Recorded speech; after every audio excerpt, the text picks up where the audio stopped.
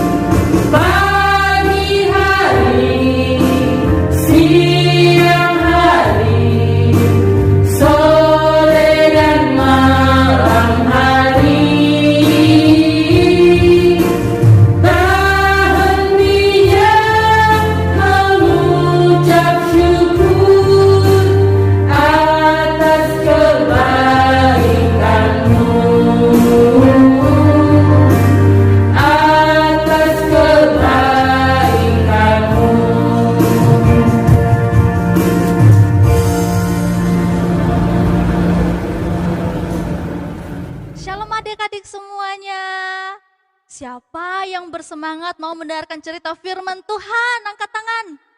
Iya, puji Tuhan hari ini kita mau mendengarkan firman Tuhan lagi loh. Tapi sebelum itu kita berdoa dulu ya. Ayo kita lipat tangan, tutup mata, mari kita berdoa. Terima kasih Tuhan Yesus, Bapa yang baik. Hari ini kami punya kesempatan untuk bisa mendengarkan cerita firman-Mu. Kami mohon Roh Kudus hadir di dalam hati kami untuk membuat kami mengerti isi arti firman Tuhan sehingga kami bisa menerapkannya dalam kehidupan kami sehari-hari. Terima kasih Tuhan Yesus, demi nama-Mu kami berdoa dan mengucap syukur. Amin. Amin. Adik-adik semua, firman Tuhan yang kita baca hari ini terambil dari kitab Kejadian pasal 41 ayat 46 sampai 57. Kejadian pasal 41 ayat 46 sampai 57. Kakak bacakan ya. Beginilah firman Tuhan.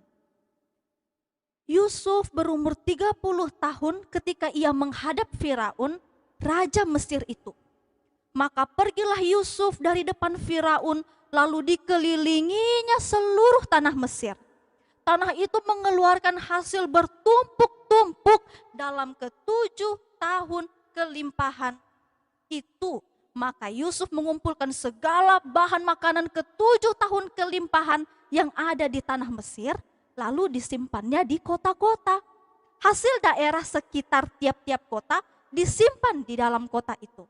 Demikianlah Yusuf menimbun gandum seperti pasir di laut, sangat banyak. Sehingga orang berhenti menghitungnya karena memang tidak terhitung. Sebelum datang tahun kelaparan itu, lahirlah bagi Yusuf 2 orang anak laki-laki yang dilahirkan oleh Asnat, anak Potifera imam di On. Yusuf memberi nama Manasye kepada anak sulungnya itu sebab katanya, Allah telah membuat aku lupa sama sekali kepada kesukaranku dan kepada rumah bapakku. Dan kepada anaknya yang kedua diberinya nama Efraim, sebab katanya Allah membuat aku mendapat anak dalam negeri kesengsaraanku. Setelah lewat ke-7 tahun kelimpahan yang ada di tanah Mesir itu, mulailah datang 7 tahun kelaparan seperti yang telah dikatakan Yusuf. Dalam segala negeri ada kelaparan, tetapi di seluruh negeri Mesir ada roti. Ketika seluruh negeri Mesir menderita kelaparan dan rakyat berteriak meminta roti kepada Firaun, berkatalah Firaun kepada semua orang Mesir, "Pergilah kepada Yusuf, perbuatlah apa yang akan dikatakannya kepadamu." Kelaparan itu merajalela di seluruh bumi. Maka Yusuf membuka segala lumbung dan menjual gandum kepada orang Mesir, sebab makin hebat kelaparan itu di tanah Mesir. Juga dari seluruh bumi datanglah orang ke Mesir untuk membeli gandum dari Yusuf, sebab hebat kelaparan itu di seluruh bumi. Demikianlah firman Tuhan. Sekali lagi kakak sapa kita semua, Shalom. Adik-adik semua, tema kita pada hari ini adalah bisa dipercaya. Apa? Bisa dipercaya. Hebat. Siapa yang tahu siapa itu Yusuf? Ayo, siapa yang masih ingat? Benar, Yusuf itu anaknya Yakub. Yakub punya 12 anak loh. Dan Yusuf itu adalah anak nomor 11. Waktu adiknya yang nomor 12 Benyamin masih belum lahir, Yusuf berarti anak bungsu. Seharusnya anak bungsu disayang-sayang, iya kan? Siapa anak bungsu? Ayo angkat tangan. Disayang-sayang kan anak bungsu kan? Disayang abang, disayang kakak.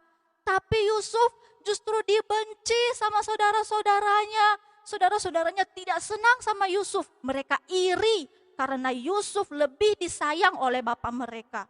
Sampai-sampai saat itu kakak abangnya menjual si Yusuf.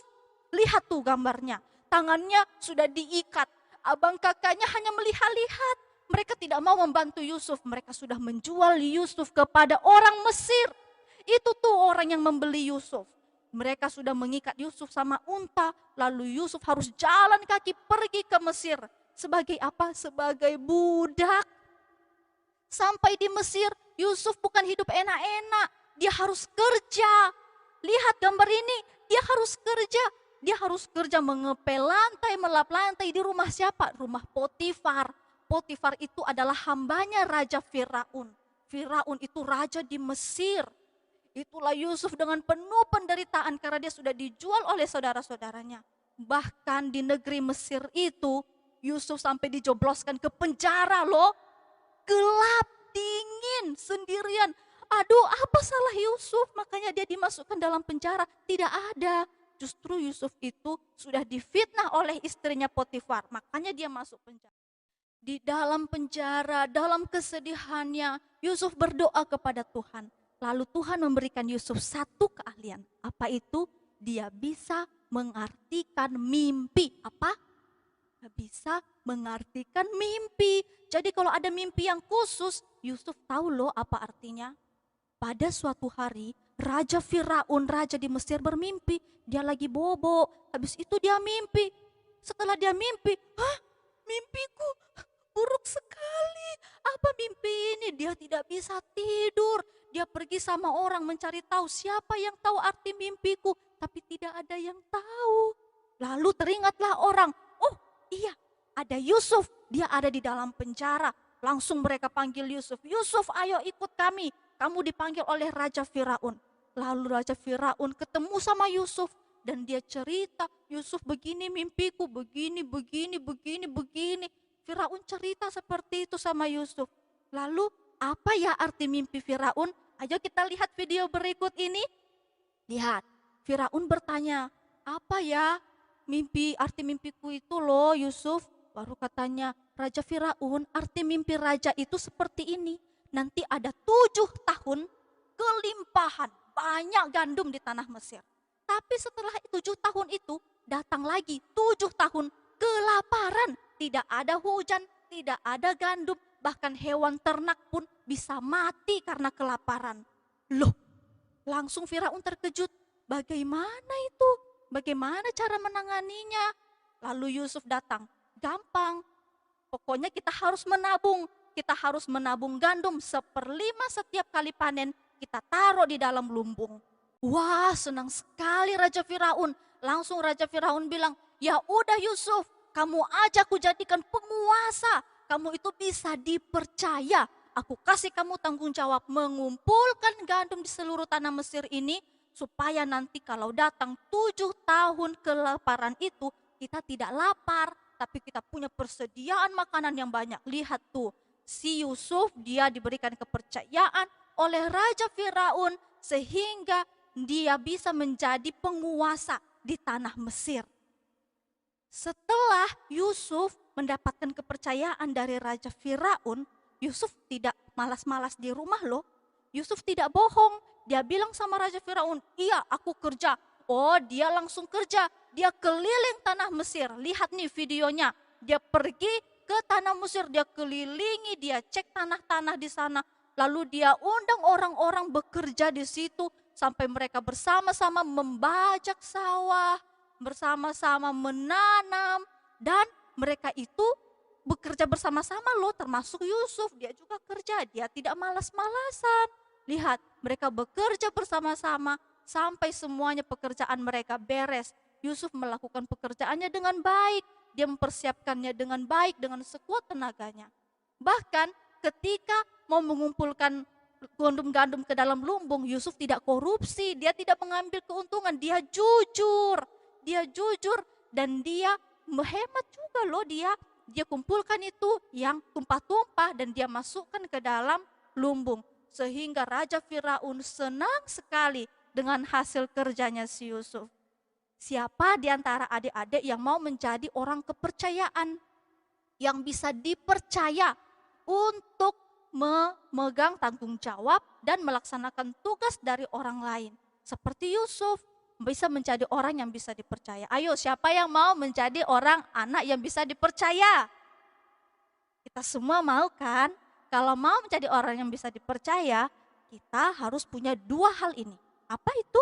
Yang pertama, jujur, dan yang kedua, bertanggung jawab.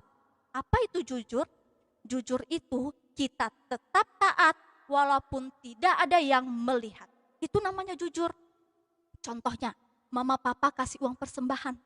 Lalu mama papa bilang, Nogu ini uang untuk dimasukkan di kantong kolekte. Setelah itu mama papa pergi kan, kita ke sekolah minggu. Tidak ada yang tahu kalau kita jajanin uang persembahan. Tetapi kalau anak-anak bisa dipercaya, maka anak-anak itu jujur, dilakukan.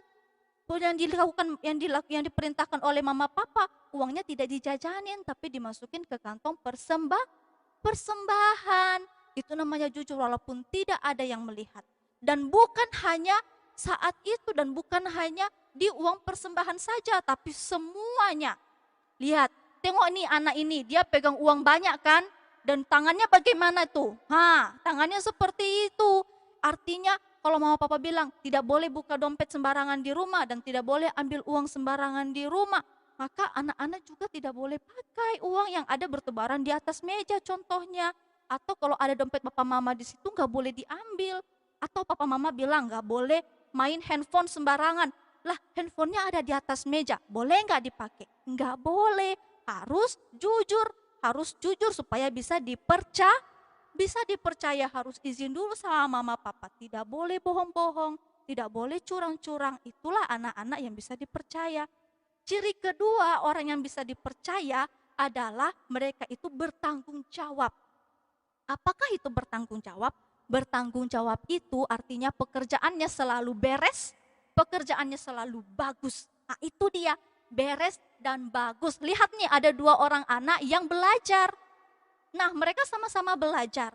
Tetapi yang satu belajar dengan serius, sementara yang satu lagi belajarnya sambil ngantuk-ngantuk. Memang sama-sama belajar sih. Kalau disuruh belajar, iya ma aku belajar, sama-sama belajar. Tapi tidak bagus hasilnya kalau sambil bobo-bobo, ya kan? Nah, orang yang bertanggung jawab itu pekerjaannya itu beres dan pekerjaannya bagus. Artinya pekerjaannya selesai tuntas dan bukan selesai saja, bukan asal-asalan, tapi juga pekerjaannya bagus. Kalau PR di rumah tulisannya bagus, jawaban-jawabannya benar. Itu dia orang-orang yang bertanggung jawab. Mereka punya pekerjaan yang beres, punya pekerjaan yang bagus. Bukan hanya tugas di sekolah loh ya, tapi juga pekerjaan di rumah. Lihat nih gambarnya nih. Ada yang kasih makan ikan, ada yang rapikan mainan, ada yang sapu lantai, bersihkan debu, cuci piring, ada juga yang siram bunga. Apapun tugas yang dipercayakan sama kita oleh orang tua, oleh guru, oleh kakak dengan abang, semuanya harus beres dan semuanya harus bagus-bagus. Ada yang nyapu, tapi asal-asal nyapu masih berdebu, itu bukan orang yang bisa dipercaya. Kalau kita bisa dipercaya, maka pekerjaan kita pasti bagus. Ayo, mulai anak-anak pikirkan, apa ya tanggung jawab yang pernah dikasih sama aku dari mama papa? Mungkin mama papa pernah larang aku tidak boleh keluar rumah, lalu mama papa tidak di situ. Nah, aku bisa dipercaya tidak ya? Atau jangan-jangan saat tidak ada yang melihat, aku sudah keluar rumah diam-diam. Aduh, aku tidak bisa dipercaya. Tapi kalau anak-anak yang bisa dipercaya, walaupun tidak ada yang melihat, mereka jujur. Mereka tetap taat walaupun tidak ada yang melihat. Dan begitu juga kalau ada tanggung jawab, mama papa pernah suruh aku cuci piring, mama papa pernah suruh aku sapu lantai, pekerjaanku harus beres, pekerjaanku harus bagus-bagus. Guru di sekolah juga ada kasih PR, PR-ku harus bagus dan PR-ku juga harus beres. Itu namanya kita bisa dipercaya.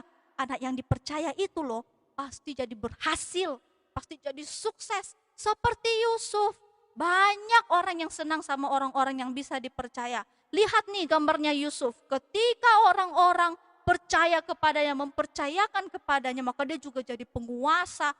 Orang-orang yang bisa dipercaya itu berhasil nanti. Sukses di sekolah karena dipercaya guru. Sukses juga di rumah karena dipercaya kakak abang. Karena dipercaya oleh mama papa. Sukses juga di pertemanan, banyak teman-temannya.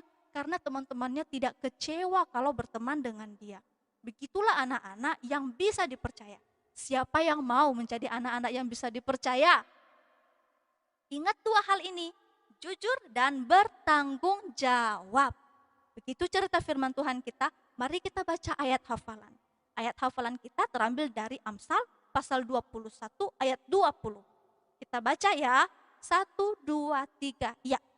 Harta yang indah dan minyak ada di kediaman orang bijak, tetapi orang yang bebal memboroskannya. Demikianlah firman Tuhan hari ini, mari kita kembali berdoa. Tuhan Yesus, Bapa yang baik, kami sudah mendengarkan cerita firman-Mu. Kami memohon kepada Tuhan Yesus supaya bisa menolong kami untuk menjadi anak-anak yang bisa dipercaya. Kami memohon Tuhan kuatkan kami dan ingatkan kami setiap hari supaya kami hidup jujur dan kami juga bertanggung jawab terhadap tugas-tugas yang Tuhan berikan kepada kami. Terima kasih untuk firman-Mu Bapa. Dalam nama Yesus kami berdoa dan bersyukur. Amin. Adik-adik, kita telah mendengarkan firman Tuhan, saatnya kita memberikan persembahan. Yuk kita memberikan persembahan yang terbaik buat Tuhan, siapkan persembahannya. Kita bernyanyi, Aku Diberkati.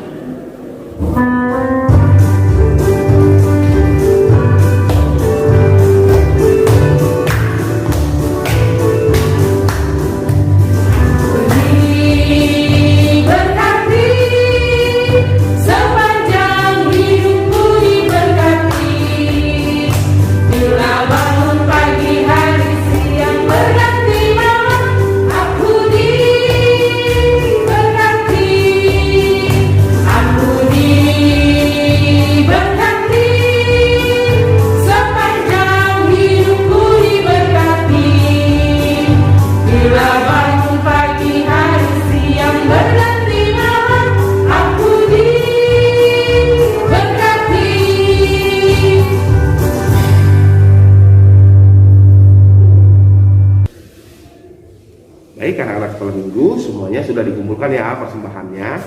Nah, sekarang kita mau menutup ibadah kita. Mari semuanya kita lipat tangan, tutup mata, tundukkan kepala. Kita mau berdoa. Ya, kita berdoa. Bapa kami, Tuhan Allah yang Maha Kuasa, yang bertahta di surga, kami mengucap syukur dan terima kasih kami kepadamu ya Tuhan. di mana Tuhan memperkenankan anak-anak di dalam kerajaan-Mu. Di sini kami menyampaikan persembahan kami. Kiranya Tuhan menerimanya untuk kemuliaan nama-Mu. Amin. Marilah kita bersama-sama mengucapkan doa Bapa kami. Bapa kami yang di surga, dikuduskanlah nama-Mu, datanglah kerajaan-Mu, jadilah kehendak-Mu di bumi seperti di surga.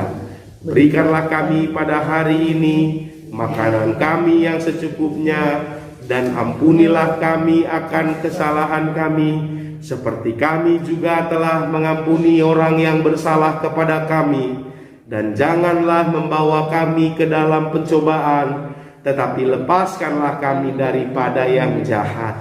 Karena Engkaulah yang empunya kerajaan, dan kuasa, dan kemuliaan, sampai selama-lamanya. Amin. Terimalah berkat Tuhan. Tuhan memberkati engkau dan melindungi engkau. Tuhan menyinari engkau dengan wajah-Nya dan memberi engkau kasih karunia. Tuhan menghadapkan wajah-Nya kepadamu dan memberi engkau damai sejahtera.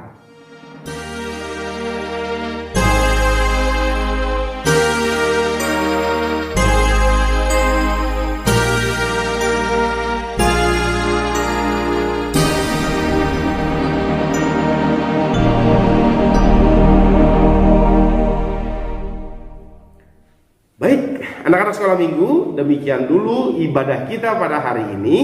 Kita masih melanjutkan dengan aktivitas bersama kakak-kakak guru sekolah minggu. Oleh karena itu, Amang Pendeta menyampaikan selamat beraktivitas, selamat belajar. Tuhan Yesus memberkati. Horas! Adik-adik, kita telah mendengarkan firman Tuhan, kita telah memberikan persembahan. Saatnya kakak mau memberikan aktivitas buat adik-adik semuanya. Kita mulai dari aktivitas orang satu ya adik-adik, yang akan dibawakan sama kakak Glory. Iya, hai adik-adik. Iya, kita ketemu lagi di aktivitas Horong 1. Horong 1 itu ada kakak Glory, kakak Ceris, lalu kakak Nia, dan kakak Gaby. Nah, aktivitas Horong 1 minggu ini adalah, adik-adik bisa lihat gambar ini, nanti kakak kirim filenya ya. Nah, adik-adik nanti tarik garis yang putus-putus ini, adik-adik sambungkan semuanya, nanti diwarna. Yang diwarna itu hanya baju dan ikat kepalanya saja. Oke? Nah, sekian ya untuk Horong 1. Nanti hasilnya bisa di-share di grup horongnya masing-masing.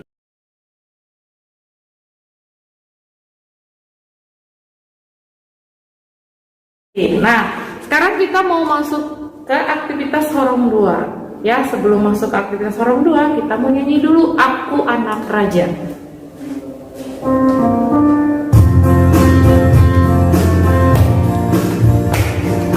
Aku anak raja, engkau anak raja, kita semua anak raja. Aku anak raja, engkau anak raja, kita semua anak raja. Haleluya, puji Tuhan, haleluya, puji Tuhan, haleluya, puji Tuhan, haleluya, haleluya, puji Tuhan, haleluya, puji Tuhan, haleluya, puji Tuhan, haleluya. Adik-adik, saatnya kita aktivitas Horong 2. Horong 2 kelasnya Kak Wiwin, Bang Salomo, Kakak Christine, dan Kakak Apri. Adik-adik, aktivitas untuk hari ini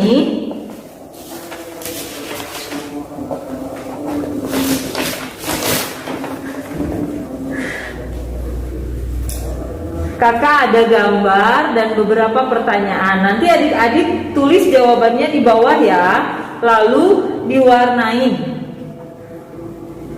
Nanti kakak kirim filenya. Nah, untuk aktivitasnya boleh dikirim di WA group masing-masing ya adik-adik. Kakak tunggu untuk aktivitasnya.